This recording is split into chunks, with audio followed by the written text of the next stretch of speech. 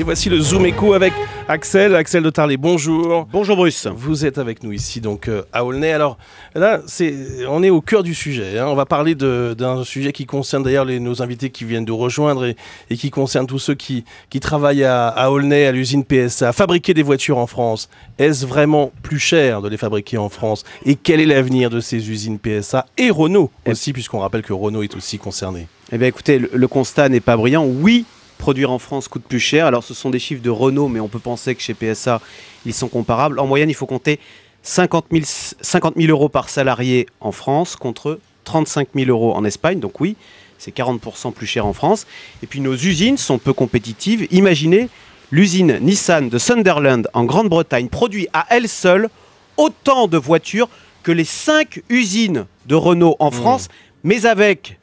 chez Nissan Sunderland, 3 fois moins de personnel.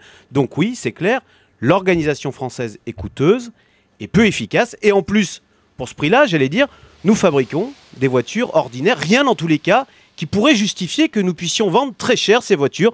Donc on a malheureusement tout faux. Alors quelles sont les pistes pour s'en sortir? Eh bien écoutez, il faut tout revoir. Alors d'abord sur les coûts de production, eh bien, le gouvernement a mis en place le fameux crédit d'impôt qui doit permettre de réduire les charges en France, de réduire le coût du travail même en France de 6%. C'est pas rien, 6% c'est plus que la marge. Et puis par exemple, il y a les mesures de gel de salaire négociées chez Renault. Sur l'organisation du travail, eh bien, on a les restructurations qui sont très douloureuses sur la mobilité interne chez Renault. Chez PSA, il y a cette douloureuse fermeture d'Aulnay, donc des mesures douloureuses qui doivent permettre théoriquement d'abaisser le point mort. Oui, enfin, il y aura toujours moins cher ailleurs. On ne va pas s'aligner sur les conditions de travail au Maroc. Alors, vous avez raison. Et c'est pour ça qu'il faut produire des voitures haut de gamme qui justifient nos salaires plus élevés en France. Ouais. Alors ça, c'est un travail de très longue haleine. Chez PSA, par exemple, on mise beaucoup sur la ligne DS, qui serait censée incarner le chic à la française, qui justifierait que nous payions plus cher.